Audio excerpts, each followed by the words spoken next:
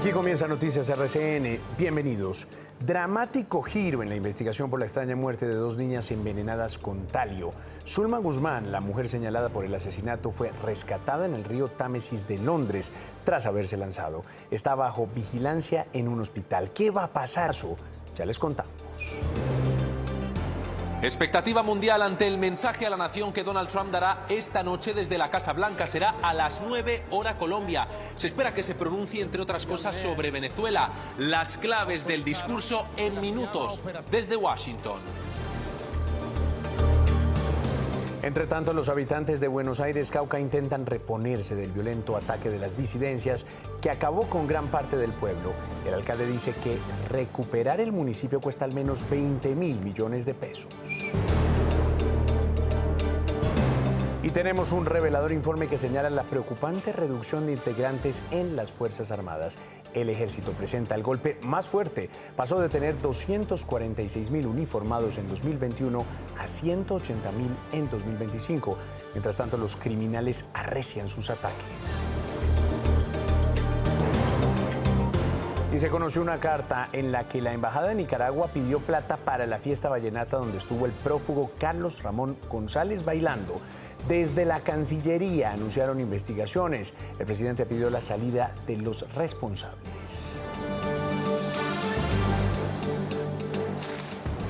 Final futbolera en Medellín. Atlético Nacional y Deportivo Independiente Medellín disputan esta noche aquí en el estadio Atanasio Girardot la final de la Copa.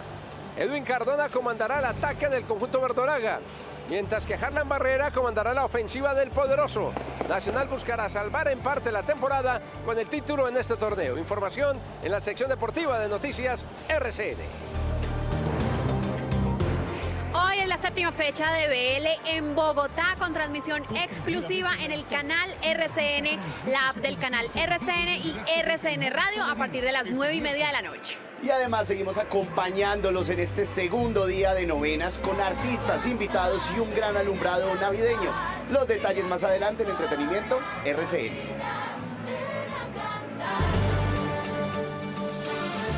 Nuestros presentadores ya están listos. Estamos en todas las regiones. Esto es Noticias RCN de las 7 de la noche.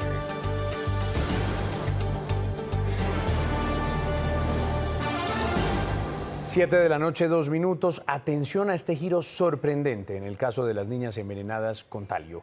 En Londres, allí fue encontrada Zulma Guzmán, la mujer señalada de haberlas asesinado. Según medios ingleses, fue rescatada del río Támesis tras haberse lanzado. Ahora deberán esperar su recuperación para formalizar la detención y poder extraditarla.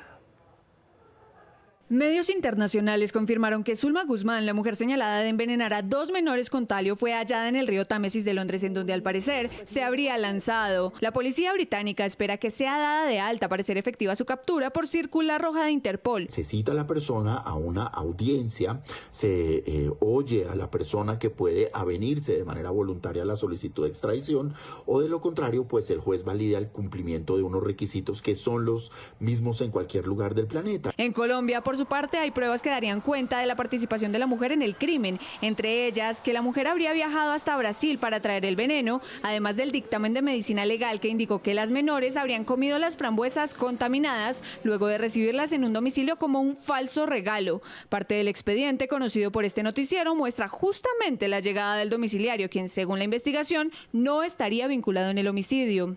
Es previsible que va a ser un trámite muy rápido en el que esta persona pronto será puesta a disposición de las autoridades colombianas. Por ahora, tras ser dada de alta, la mujer será presentada ante un juez británico, quien hará efectiva su captura y revisará que los requisitos solicitados por la justicia colombiana sean cumplidos. Ahora, contra Zulma Guzmán pesa una orden de captura internacional de la Interpol. ¿Qué viene entonces en el caso para que esta mujer vuelva al país y responda ante un juez? Diana Coronado, hola. Pues vea, José, en el Reino Unido, cuando Zulma Guzmán sea detenida, será un juez británico el encargado de hacer legal la detención de la mujer colombiana, el requisito de la extradición, el proceso del arresto y, por supuesto, el respeto de los derechos humanos. Todo esto siempre y cuando Colombia cumpla con los requisitos requeridos por el Ministerio del Interior británico para saber si entrega o no a Guzmán a nuestro país. José, ese es el proceso a seguir en esta detención o ubicación, que es la palabra oficial que nos dice la Interpol por el momento en el proceso de Zulma Guzmán. Pues Diana, gracias. Vean, máxima presión también y mucha expectativa ante el discurso que el presidente de Estados Unidos, Donald Trump, dará a la nación en menos de 2 horas. Según la Casa Blanca, el mandatario realizará un balance de sus políticas y realizará anuncios clave para el año que viene. Pero también ha trascendido que hablaría sobre Venezuela. De hecho, un periodista ultraconservador muy polémico en este país habló hasta de una posible declaración de guerra.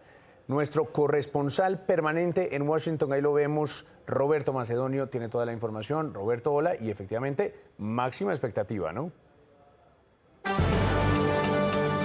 En todo el mundo, José Manuel, muy buenas noches. Hoy todos los países miran a este punto, a la Casa Blanca, desde donde Donald Trump pronunciará ese discurso a la nación que será a las 9 de la noche. Él ha dicho que hablará de que Estados Unidos ha vuelto a ser un país fuerte de nuevo y ha pedido a todo el mundo que esté pendiente de sus palabras. La expectación es máxima porque, si bien es cierto que desde la Casa Blanca señalan que hará un balance del año y proyectará sus líneas políticas para el 2026, se espera que hable de Venezuela, que ha sido una de las banderas del presidente de Estados Unidos en este primer año de segundo mandato. Pero Tucker Carlson, polémico periodista aquí en Estados Unidos, va más allá, asegurando que esta noche Trump podría declarar la guerra a Venezuela.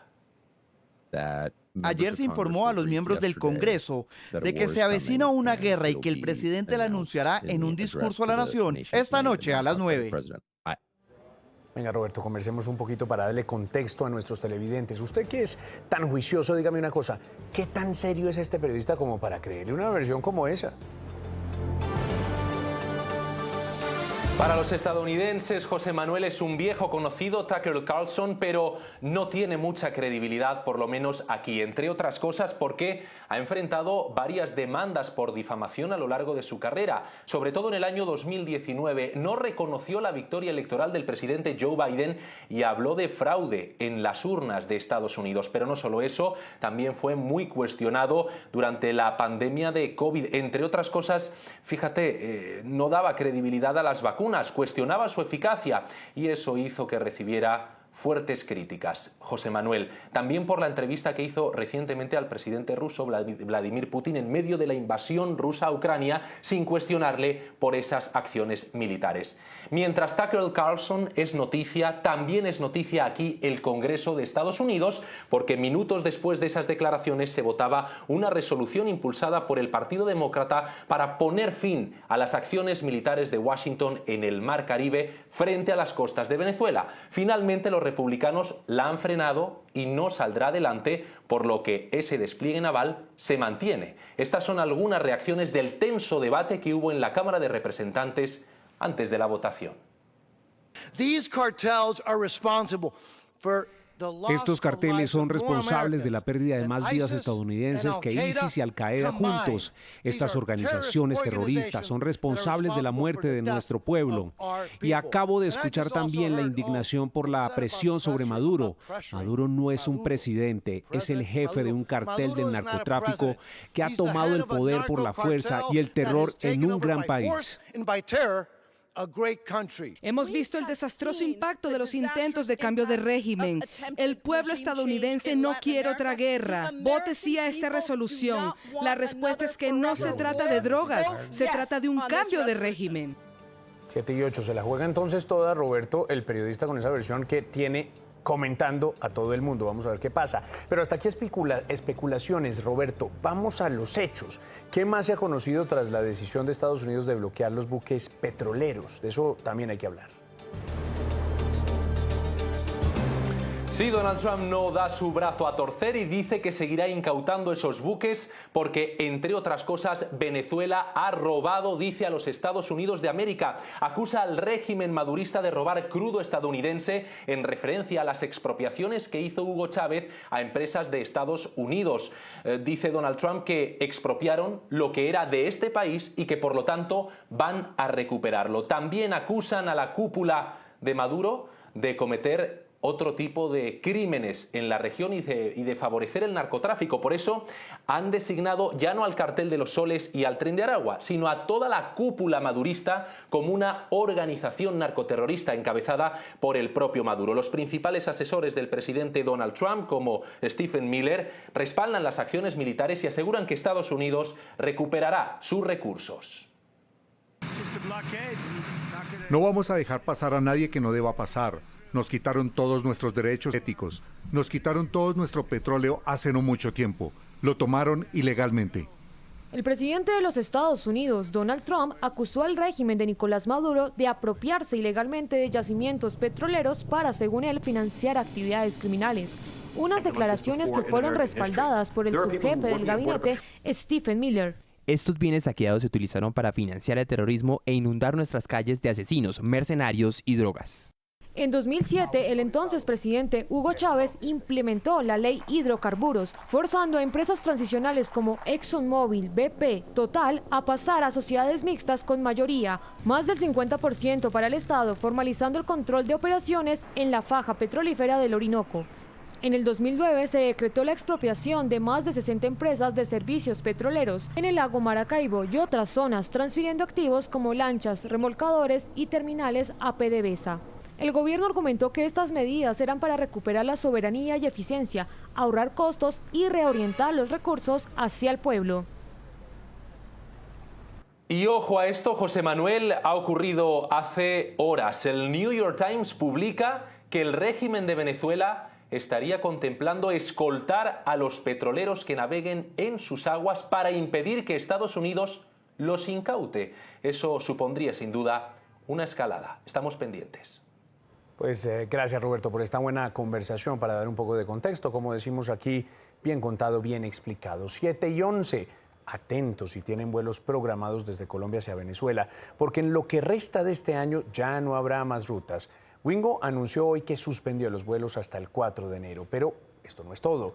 Los vuelos desde Colombia por Copa Airlines tendrán que ir hasta Panamá y solo llegarán a Maracaibo.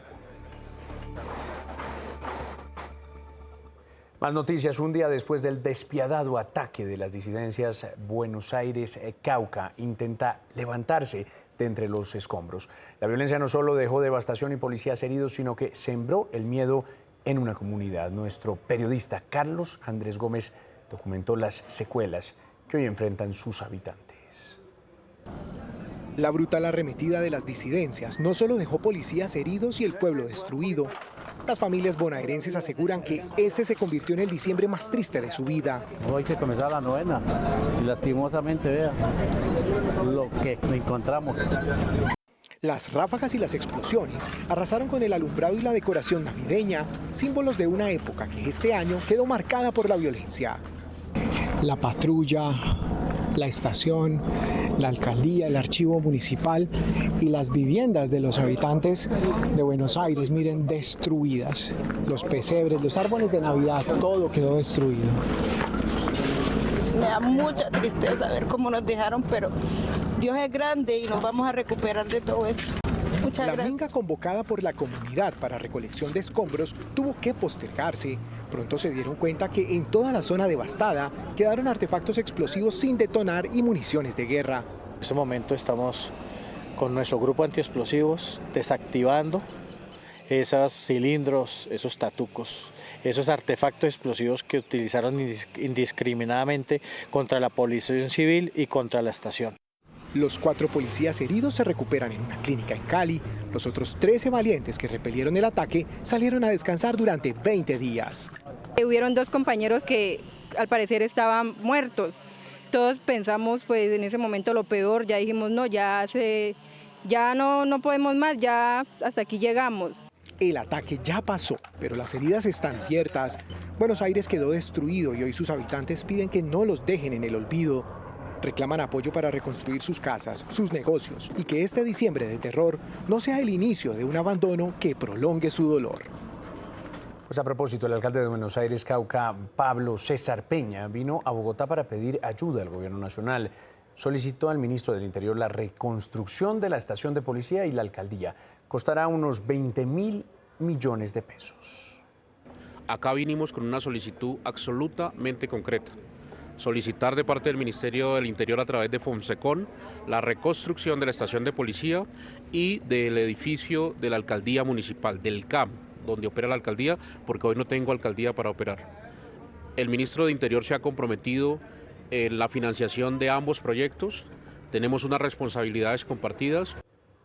Pero vean, en línea con esta tragedia que estamos viviendo como país, conocimos un informe oficial del registro de número de hombres y mujeres en las 3 fuerzas militares y en la Policía Nacional desde 2021 hasta febrero de 2025. Los resultados alarman.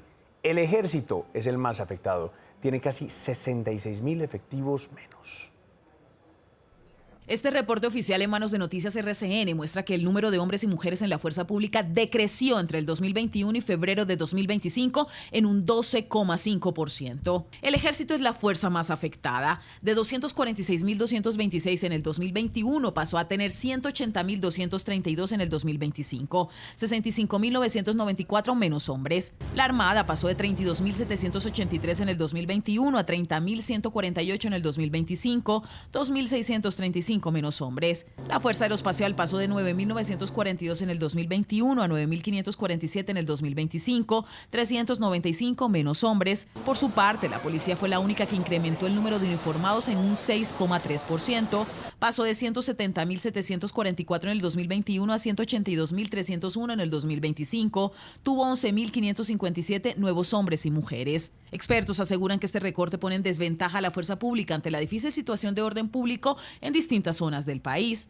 Cuando estos grupos terroristas alcanzan un nivel similar a las capacidades que tiene la fuerza pública. Por eso estas acciones son acciones que ellos denominan de guerra de movimientos y posiciones. Eso es una muestra más de la intención del gobierno de debilitar a los militares y policías. A esto se le suma la reducción del presupuesto para las fuerzas militares y la policía y la falta de mantenimiento de los Mi-17. De 19 helicópteros, al momento solo hay 3 volando.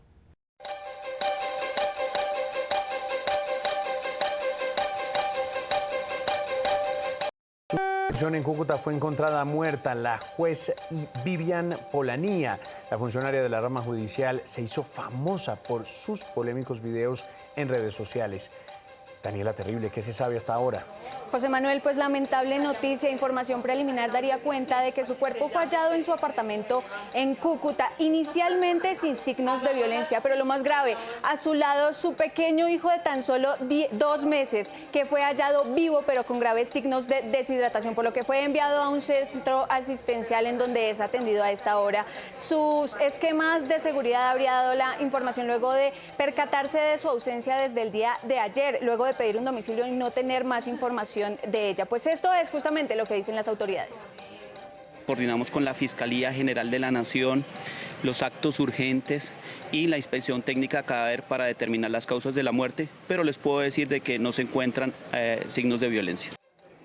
Por ahora, pues las autoridades, tanto Fiscalía como Policía, adelantan los actos urgentes para conocer las causas de su fallecimiento. La SINJIN ya se encuentra en el lugar. Nosotros, por supuesto, seguimos pendientes del desarrollo de esta lamentable noticia. Daniela, gracias, pues que descanse en paz la juez. Nosotros hacemos una pausa a esta hora y volvemos con más información en tan solo unos minutos. Continuamos 7:38. El Coliseo de Bello, Antioquia, se convirtió en un altar para rendir homenaje a los 16 estudiantes que fallecieron en el accidente de tránsito en vías de Antioquia. 16 nombres estarán encendidos por siempre en cada corazón. Adiós a los jóvenes estudiantes, que descansen en paz. De quienes hoy faltan no eran ajenos a nosotros. Caminaban los mismos pasillos que un día recorrimos, soñaban con el futuro que también imaginamos. Hoy no venimos a explicar lo inexplicable, a justificar lo que duele, Venimos sobre todo a acompañar, a abrazar desde el alma, a decir a cada una de las familias afectadas que no están solas. Hoy el liceo cumplió su lema, todos somos uno. Cientos de personas llegaron hasta el Tulio Ospina para despedir, acompañar, abrazar. Me siento vacía, ayer enterré a 5 de mis amigos, me siento sola. Son muchas emociones encontradas porque un día antes de que fallecieran yo alcancé a hablar con unos, alcanzarles a decir que los amaba, que nos veíamos en Medellín, que el sábado salíamos a comer por la grabación. Nos pasó por la mente este suceso, hasta la última parada, fuimos a comer, estuvimos contentos, estuvimos alegres, estuvimos felices. Ahora sigue la recuperación de los otros 10 jóvenes que permanecen en hospitales y el recuerdo, porque las vidas seguirán presentes en la memoria. Realmente doloroso. Y como siempre, lo que pasa en Colombia pasa en Noticias RCN. Lamentablemente, otro bus se accidentó. ¿Dónde fue la emergencia, Estefanía? José Manuel, muy buenas noches a nuestros televidentes. Este accidente ocurrió en la ruta conocida como Soberanía, en el corregimiento San Bernardo. Esto es una zona limítrofe entre Norte de Santander y Arauca. El bus de Copetrán con placas WOL 764 se accidentó justamente en este lugar. Se fue a un abismo, iba con 17 personas. 8 de ellos resultaron gravemente heridos y fueron trasladados de urgencia a Pamplona, en Norte de Santander. Un hombre murió, quien era auxiliar del conductor, conocido como José Jiménez. Llevaba más de 10 años trabajando en la empresa. Qué cosa, Estefanía. Vea, en Cali se conocen más detalles del ataque en el que fueron asesinados 2 policías. Don Diego.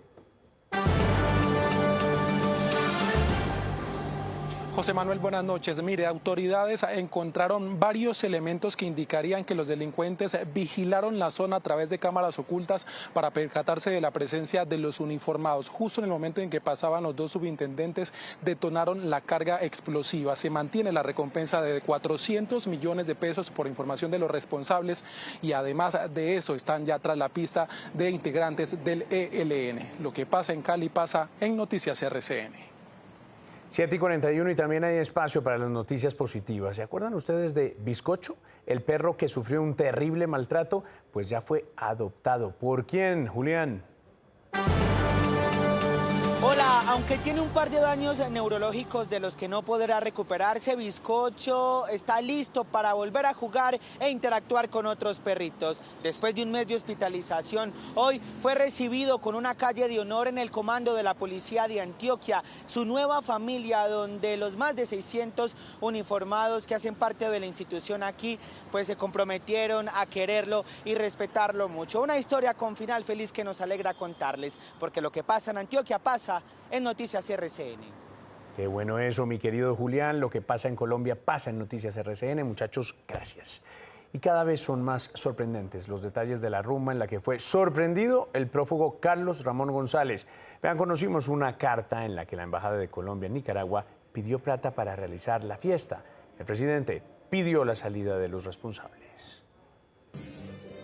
Tras el escándalo por esta fiesta vallenata donde reapareció el prófugo Carlos Ramón González al lado del encargado de negocios en Nicaragua, Óscar Muñoz, el presidente Gustavo Petro pidió la salida de los responsables. Nosotros no tenemos embajador en Nicaragua. Nicaragua no dio el beneplácito a la sanandresana Vilma Yey. Los responsables de la fiesta deben salir de inmediato de sus cargos. La Cancillería abrió investigaciones internas por este evento realizado en Managua. Se ha instruido a la Oficina de Control Disciplinario Interno a asumir de manera inmediata la apertura de una investigación disciplinaria, a fin de establecer las posibles responsabilidades del encargado de negocios y demás funcionarios de la Embajada de Colombia en Nicaragua. Documentos muestran que el evento fue planeado con antelación. Un día antes, Muñoz solicitó la reasignación de $697 para contratar al acordeonero invitado. Esta misión aportaría el recurso mencionado para el desarrollo de la actividad, donde el artista central sería un músico colombiano, el señor Albeiro González, quien es acordeonero y cantante. La Cancillería respondió días después, recordando que desde el 9 de noviembre estaba prohibido ejecutar recursos sin autorización y advirtió que el evento nunca fue aprobado. Bueno, ¿y les parece si hablamos de movidas políticas? Ya son 6 candidatos de centro derecha que hoy oficializaron la coalición La Gran Consulta por Colombia, con la que buscan participar de la consulta de marzo para elegir candidato único dicen que están abiertos para que se adhieran nuevos aspirantes. Es el pueblo colombiano directamente votando. Nosotros ya decimos no a quienes hablan de encuestas o de sondeos. Paloma Valencia, me alegra muchísimo que la derecha colombiana haya tomado una decisión de que sea una mujer sensata. La idea será establecer si tenemos el consenso de todos los demás miembros de ese grupo para su ingreso. Vamos a ver qué pasa. Entre tanto, la Corte Constitucional declaró exequible la ley Sara Sofía. Es un mecanismo que en tiempo récord crea una alerta en los celulares para facilitar la búsqueda de menores desaparecidos. El proyecto está listo para sanción presidencial. Colombia contará con un nuevo mecanismo para reforzar la búsqueda y recuperación de menores reportados como desaparecidos. Alerta Colombia, que reportará en los teléfonos el extravío de menores para que todos ayudemos a construir la búsqueda del menor.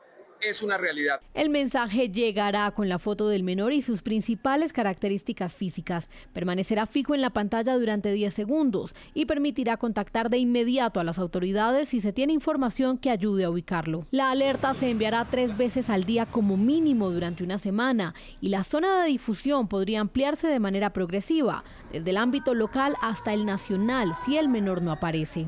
Además, el protocolo activará de forma inmediata a Migración Colombia, la Cancillería y a las autoridades en puertos, aeropuertos y fronteras para evitar que el menor salga del país. La iniciativa ya cuenta con el visto bueno de la Corte Constitucional y cobija a todos los menores de 18 años. Solo falta la sanción del presidente de la República para que entre en vigencia. 7:46 y tras el hundimiento en el Congreso de varias de las principales iniciativas del presidente Petro, el balance no es nada alentador. ¿Qué viene para el siguiente periodo? Les contamos en el siguiente informe. No fue tan positivo el cierre de año para el gobierno en el Congreso de la República. Este 2025 estuvo marcado por derrotas que dejaron en evidencia la ruptura entre el Ejecutivo y el Legislativo. Las más recientes fueron el hundimiento de la reforma tributaria en las comisiones económicas y el archivo por segunda vez de la reforma a la salud en la Comisión Séptima de Senado. Este proyecto, en lugar de resolver los problemas que tiene el sistema de salud colombiano, los agravaba y creaba otros nuevos. Este año también estuvo marcado por el hundimiento de 2 consultas populares en Senado, a cambio de revivir la reforma laboral que en medio de fuertes peleas sobrevivió tras haber sido archivada. Sin embargo, el gobierno no se siente derrotado. El gobierno decidió alejarse completamente del Congreso, a sabiendas de que podía naufragar. Pero lo que queda para el próximo año parece no tener buena cara. La jurisdicción agraria avanza muy lento en las plenarias. El proyecto de sometimiento aún no inicia ni su primer debate y proyectos como el de energía hasta ahora comienzan su camino. Bueno, y hay que contar también el trabajo de las autoridades en contra de la delincuencia. Tras meses de seguimiento, Fiscalía y Gaula de Policía dieron con bienes del Tren de Aragua en Bogotá utilizados hasta para cometer torturas. En un duro golpe a las finanzas del Tren de Aragua en Bogotá, las autoridades incautaron 6 bienes avaluados en más de 8.000 millones de pesos, entre ellos un hotel y establecimientos comerciales que funcionaban como bares. Los predios que pasan a extinción de dominio eran utilizados para actividades de tráfico de estupefacientes, secuestros y homicidios. En esa estructura integradora de crimen le pedimos, señor alcalde, a la Fiscalía General de la Nación que incluya desde los que representan legalmente esos sindicatos hasta quienes aquí trabajan observando la tortura y asesinato de personas. El homicidio de un mesero en el sur de Bogotá llevó a la policía a este predio en Llano Grande, en la localidad de Kennedy. El lugar era utilizado para intimidar y torturar a víctimas del Tren de Aragua. Empieza a ser torturado, el familiar empieza a recibir videos de esa tortura y le exigen un dinero. Tras varios meses de investigación y seguimiento, la policía pudo corroborar que en estos establecimientos los criminales además comercializaban licor adulterado, escondían y almacenaban armas de fuego y planeaban extorsiones.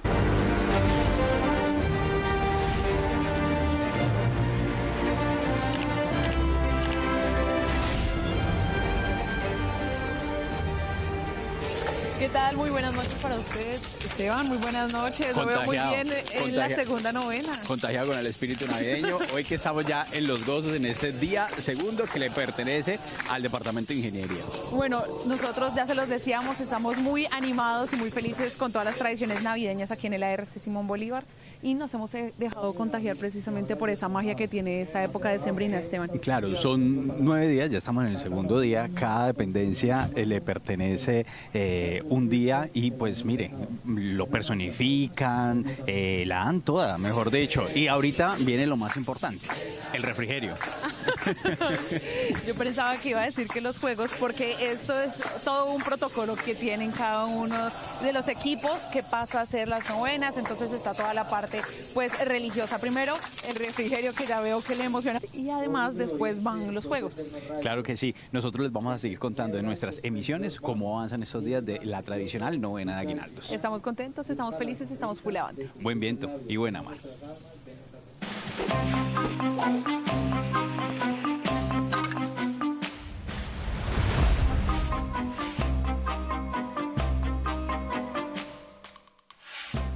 Hoy los obsequios son para una primera dama y 2 expresidentes.